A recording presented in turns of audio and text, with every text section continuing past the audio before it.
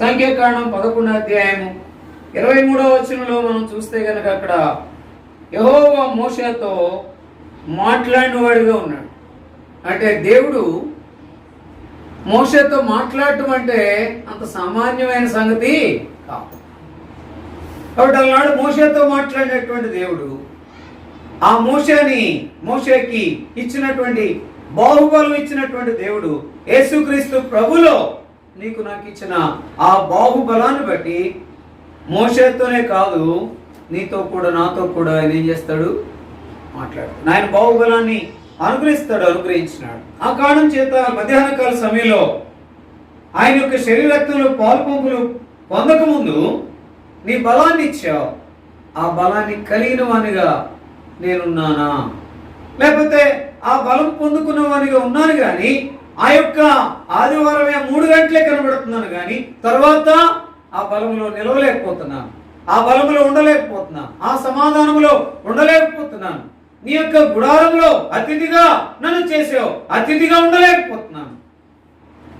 నీ యొక్క పరిశుద్ధ పర్వతం మీద నన్ను నివసింపు చేసావు, ఆ నివసించిన అనుగులో ఉండలేకపోతున్నాను. నన్ను ఆశీర్వదించిన అనుగులో ఉండలేకపోతున్నాను. ఎందుకంటే నీవు నన్ను పుట్టించేవు, నేను నీ వాడను, నీ దానను అనేటటువంటి సంగతి అనేక సార్లు మర్చిపోతున్నాను. దయతో నన్ను జ్ఞాపకం చేసుకుని నేను నీ బలం పొందుకున్న విధానంలో ఆ బలంలో నిలిచి శత్రువుని, లోకాన్ని, సాతాన్ని, వారి యొక్క ప్రతి విధమైన తంత్రాలను నేను నీ యొక్క బలము ద్వారా నాకు అనుగ్రహించిన ఆ బాహుబలము ద్వారా నేను వాడిని ఏం చేస్తాను, జయిస్తాను. లోకాన్ని జయిస్తాను.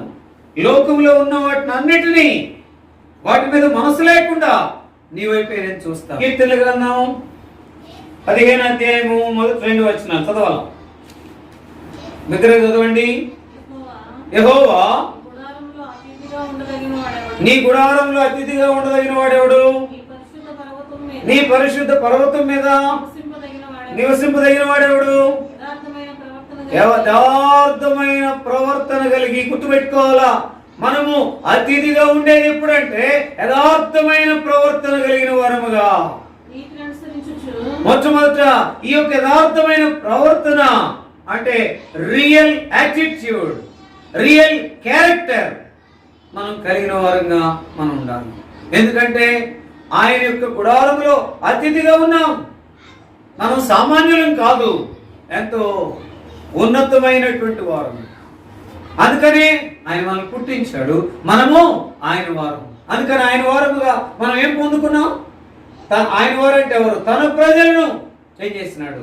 బలముతో నింపాడు, సమాధానంతో ఉంచాడు. అయితే ఆ బలము ఈ దినం వరకు ఉందా? ఆ నాటి నుండి నేటి వరకు, నేటి నుండి ఆయన వచ్చేంత వరకు ఆ యొక్క బలం ఉందా? బలం ఇచ్చాడు, బాహుబలం ఇచ్చాడు. తన ప్రజల కంటే నీకు నాకు అనుగ్రహించిన ఆ బాహుబలములో ఇంతవరకు నిలిచి ఉన్నామా, లేకపోతే బలహీనం అయిపోతున్నామా? రెండవది, ఆయన సమాధానం ఇచ్చాడు. ఆ సమాధానం ఉందా? చాలాసార్లు మన జీవితంలో ఏముండట్లేదు, సమాధానం ఉండట్లేదు. ఎందుకని ఉండట్లేదు చెప్పండి. అంటే దేవునితో సమాధానం లేకపోతే మనతో ఉన్న, లేకపోతే మన కుటుంబంలో, మనతో ఉన్న, మన చుట్టుప్రక్కల, మన ఇంటిలో, మన వీధిలో మనం సమాధానంగా ఉండలేము. అందుకనే ఆయన తన ప్రజలకు ఏమిచ్చాడు? సమాధానం ఇచ్చాడు. ఆ సమాధానంలో మనం నిలిచి ఉండాలి. ఎందుకంటే ఆయనే మనల్ని పుట్టించాడు, మనము ఆయన వారము. అందుకని మనం ఆయనకి చెందిన వారము. అంటే ఇక లోకములో ఉండాలి కానీ లోకముతో మనకు పని లేదు. అంటే ఎంతవరకు జీవించాలో, ఎంతవరకు మాట్లాడాలో, ఎంతవరకు ఉండాలో అంతవరకే ఉండాలి. అట్లా కాకుండా దేవుని పిల్లలంగా మనం కొనసాగుతూ కొన్ని సందర్భాలు మాత్రమే నేను దేవుల్లో ఉంటానంటే అది ఎంత మాత్రం సరైంది. అట్లా కాకుండా ఎల్లవేళ నేను నిలవాలని, అందుకని మన ఎదుట ఉంచబడినటువంటి ఆయన శరీరానికి సాదృశ్యంగా ఉన్న రొట్టెలో, ఆయన యొక్క రక్తానికి సాదృశ్యంగా ఉన్న రసంలో పాలు పంపులు పొందే ముందు అయ్యా కొన్నిసార్లు ఇలా ఉండలేకపోతున్నా, నీ బలాన్ని పొందుకున్నా ఆ బలంలో నిలవలేకపోతున్నా. నీ సమాధానాన్ని పొందుకున్నా అంటే నువ్వు నాకు ఇచ్చావు, తన ప్రజలను సమాధానంతో ఉంచావు, ఆ సమాధానంలో నేను ఉండడం లేదు. నీ గుడారంలో నన్ను అతిథిగా చేసావు, ఆ అతిథిగా నేను ఉండటంలా. నీ పరిశుద్ధ పర్వతం మీద వాస్తవానికి మాత్రం అతిథిగా ఉండదగిన వాడేవాడు, ఆ పరిశుద్ధ పర్వతం మీద నివసింపదగిన వాడేవాడు. అతిథిగా ఉండటానికి కానీ నివసించడానికి కానీ మనకు ఏ మాత్రం యోగ్యత అర్హత లేదు. కానీ మనల్ని ఏం చేసినాడు? అతిథులుగా చేసినాడు. అతిథులు అంటే ఏంటి? అతిథులకి ఏముంటుంది? ఎప్పుడు వెళ్ళవేళ్ళ అతిథులకి ఏముంటుంది? రెస్పెక్ట్ అంటే ఇది ఏటా ఒక మాటలో చెప్పాలంటే గౌరవించటం. రెండవది పరిశుద్ధ పర్వతం మీద నివసింపదగిన వాడెవడు అంటే ఉన్నతమైనటువంటి స్థితిలోనికి తీసుకొచ్చాడు.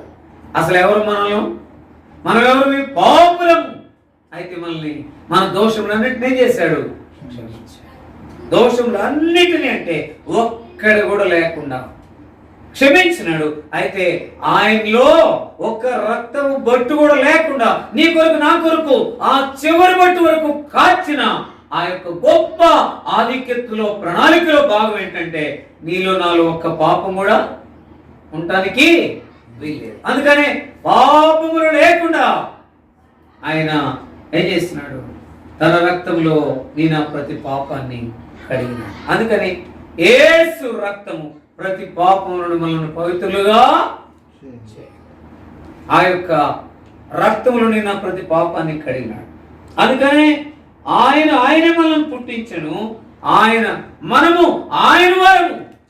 ఈ ఉదయకాల సమయంలో మనము ఆయన వారముగా ఉన్నామా, లేదా అప్పుడప్పుడు లోకములో కలిసిపోయిన వారితో కూడా వారి వలే ఉన్నామా, లేకపోతే సాతాను యొక్క సంబంధమైనటువంటి స్థితిలో ఉన్నామా? అట్లున్నామంటే మన మాటలు మారిపోతాయి, మన సంగతులు మారిపోతాయి, మన ఆలోచనలు మారిపోతాయి, మన యొక్క అలవాట్లు మారిపోతాయి, మన రుచులు మారిపోతాయి, మన సంగతులే మారిపోతాయి. అట్లా కాకుండా నిజరక్షకుడైన యేసు క్రీస్తుని మనం అంగీకరించాము కనుక మనం ఏం చేయాలా? మన జీవితంలో యథార్థమైన ప్రవర్తన ఉండాలి. అది ఇంగ్లీష్లో ఇంకా బాగుంటుంది.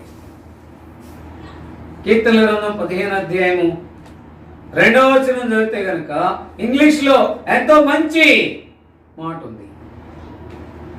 అందుకనే మన యొక్క జీవితంలో ఆ రియల్ యాటిట్యూడ్, రియల్ క్యారెక్టర్ని మనం కలిగిన వారంగా యథార్థమైన ప్రవర్తన, నీతిని, భక్తిని అనే మాట ఉంటుంది. చదవండి ఇప్పుడు తెలుగులో కీర్తనలు 15వ అధ్యాయం 2వ వచనం. కీర్తనలు 15వ అధ్యాయం 2వ వచనం. యథార్థమైన ప్రవర్తన కలిగి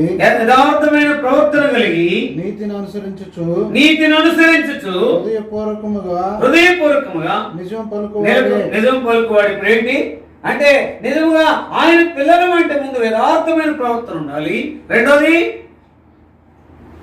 అక్కడ ఉంది, రెండోది యథార్థమైన ప్రవర్తన కలిగి నీతిని అనుసరించాలి.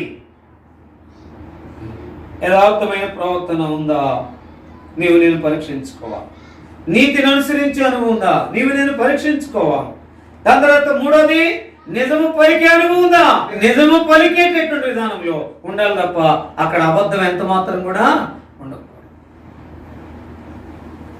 సరే, ఒకళ్ళు అబద్ధం ఆడుతున్నారు అనుకో, మరొకళ్ళు అబద్ధం ఆడమనే రక్షించబడింది. ఒకళ్ళు అబద్ధం ఆడారు అనుకోండి, అయితే నన్ను అబద్ధం ఆడమని దాని అర్థం కాదు.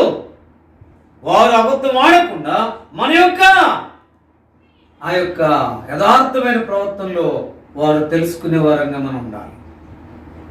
అందుకొరకే దేవుడు నాకు ఇచ్చినటువంటి తలపు ఏంటంటే దేవుని పిల్లలముగా ఎట్లా పడితే అట్లా జీవించడానికి, ఎట్లా పడితే అట్లా మాట్లాడడానికి, ఎట్లా పడితే అట్లా ఉండడానికి, ఎట్లా పడితే అట్లా వెళ్ళడానికి రావడానికి వీరపడదు. దేవుని యందు భయభక్తులు కలిగి యథార్థమైన ప్రవర్తన కలిగి నీతిని అనుసరించచ్చు, నిజము పలికే అనుభవంలో ఉండాలి. కదిలితే మెదిలితే మన ప్రవర్తన ఒకసారి పరిశీలించుకుంటే ఎట్లుంది, మనం నీతిని అనుసరించే అనుభవం ఎట్లుంది. దాని తర్వాత నిజము పలుకువాడే అంటే నిజం పలికేటటువంటి స్థితి ఉందా, నిజానికి తగ్గిపోతా ఉందా, అది నీవు నేను పరీక్షించుకోవాల్సిన వారంగా ఉన్నాం.